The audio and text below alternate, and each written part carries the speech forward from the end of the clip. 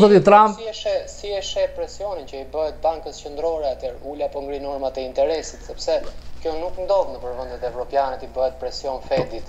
Trumpi e bëri dhe herën e parë. Trumpi gjithmonë, kjo është e keqja, se ka qenë biznesmen. Nuk e sheh në Evropë këtë. Po nuk mundet. Evropa nuk zgjidhesh me 78 milion vota. Ndaj përgjegjësia ka një elitë, është tjetër gjë, sundimi. Nuk e bën këtë që ti shkoj dhe ti thot bankës qendrore ula po ngri interesat. Po se s'ka Europa nuk ka Trump. Europa nuk ka Trump, nuk mund t'ia thotë as Macron, as Melon, do power, siç e ka ky njeri. Por kjo s'do të thotë që ky s'po gabon.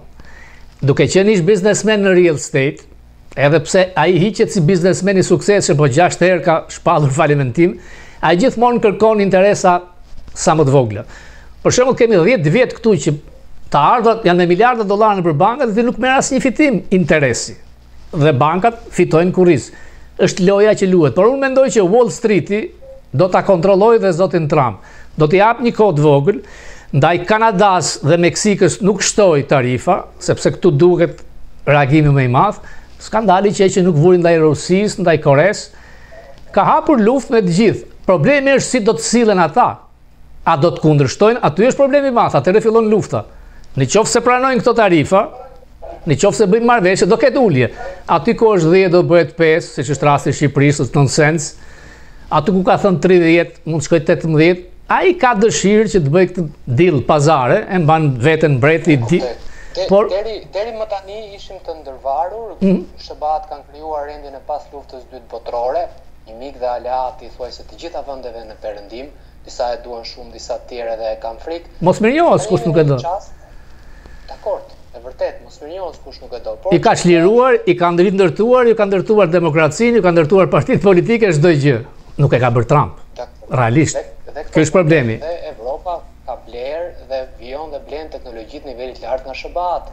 Po më shumë shet, këtu është problemi. Problemi është ky. Ti nuk lejon makinën time, ti nuk lejon Lincolnin atje, unë lejoj benzin këtu. Këtu e ka Trump. Ky është por një ekonomi shumë e madhe me triliona dollarë si është Amerika, natyrisht që do të marrë më shumë nga jashtë. Dhe kjo është një lloj favori që është bërë jo pa qëllim. Asgjë nuk bën Amerika falas, duke ta ketë një Europë me vete, do t'i bësh këto tolerime. Dhe përfituesi jemi ne, konsumatori. Se duke ardhur makinat Toyota, Kia, Volkswagen, unë kam të drejtë të zgjedh. Zoti Papa, ju e dini e njihni mirë gjeopolitikën. Ne kemi një shprehje në shqip që themi trimi mirë me shok shumë, por në Amerika s'pyet. Jo, dakord, di që nuk pyet, por për t'ja u bërë si pyetje. Në gjeopolitik ka një kriter, që është ti ke fuqi për aq sa ke edhe aleat. Pra ti ndërton fuqi dhe projekton fuqi, për aq kohë sa tani Trumpi gjatë gjithë fushatës marrin 135 vota. Tani çështja është si e sheh këtë kur aleatëve fillon edhe ju bën presione, ju vendos tarifa. Personalisht, në vite që jeton në Amerikë, si e shihni? Është ajo që i tha Zelenski, you don't have cards. Trumpi do të fortin, të doptin e përbuz. Ky është Trump, këtë ka thënë fushat, këtë do të bëj. OKB-ja shoqat, nuk ka asnjë rol. Fakti është që Amerika po shpenzon shumë herë më tepër se Europa për luftën, ka ardhur koha dhe Europa të shpenzojë, nuk ju mbroj më, e ka thënë haptas, mund të dalë nga NATO, këmban alarmi. Trumpi shikon diçka tjetër. Rreziku është Kina. Pra, për këtë grupim që drejton republikanët, nuk është rrezik Rusia për çastin, dhe ai kërkon të shkëpus Rusin nga Kina. Tani këto janë rreziqet që ai merr mbi vete. Natyrisht që Trump është 4 vjet, nuk mund të prishet një aleancë e madhe e civilizimit perëndimor me Europën, por dëmet mund të jenë shumë të mëdha, siç thot Bolton dhe Mike, por duhet presim. Do të presim sepse humbja e gjykatës supreme në Wisconsin ishte një kamban alarmi, ju tha jo Elon Musk dhe Trump, në 2 zgjedhjet për kongres në Florida, nga 30% fitoi me 10%, ka një ulje, kjo tregon që në midterm, ai mund të humbas kongres. Në qoftë se humbet kongresin, fillojnë hetimet, impeachment dhe Trump is done. Trump kërkon të bëjë atë që them gambling, bigjozin e jetës, ka dëshirë të mbahet mend si president i madh, edhe pse mban mbas portretin e Reaganit, Reagani ka qenë kundër tarifave. Ka një fiksim me këtë tarifa, nuk besoj se është thjesht mendimi i tij, duhet të jetë një skalon nga pas, por dështimi ose fitoria do të bjerë mbi shpatullat e tij. E kuptoj. Pra, për ta mbyllur me një pyetje, ka sondazhe sa i mbështesin qytetarët dhe sa nuk i mbështesin këto tarifa, sepse në fund fare ata do të paguajnë çmim. Është edhe tek pollet varet kush i bën gallupi, është 51-49.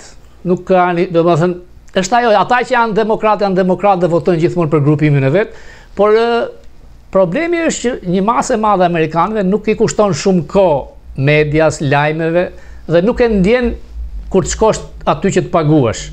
Për shembull, nëse ti ke porositur një Benz dhe ke porositur $45,000 dhe është në traget, do të marrin telefon, do të thonë që është 55.000. Këtu është problem, dhe për klasën e mesme i bie që nëse një makinë shtohet 7-8.000 më shumë, ti duhet paguash rreth $130 më shumë në muaj. Tek paraja, tek dollari ndihet dhe Trump fitoi pikërisht për këtë. Premtoi që do të ulë çmimet dhe fjalët e tij që I don't care nëse rriten janë shumë të gabuara. Natyrisht që klasa milionerëve dhe miliarderëve që janë pjesë e kabinetit të tij nuk e ndjejnë. E ndjen ai amerikani thjesht sepse $5.000-5.500 në vit do të jetë shtesa e çmimeve, natyrisht do të ndikojë. Dhe ky është një plus për demokratët, ndërkohë që zoti Trump vazhdon e thotë do të kem një mandat të tretë. Teknikisht mund të realizojë, do ta sqaroj shtunën. Pra teknikisht mund ndryshohet kushtetuta? Jo, do ta them. Jo, Steve Bannon nuk është i zgjuar. Mund të kandidoj për president J.D. Vance dhe mund të kandidoj për zëvendës president Donald Trump, se ndalon ligji. Jep dorëheqjen, por dhe këtu ka një zgjidhje. Okej, ne vejmë Obama, thonë demokratët. Nuk besoj se do të ngjas. E kuptoj. Ju falenderit, ju përshëndes.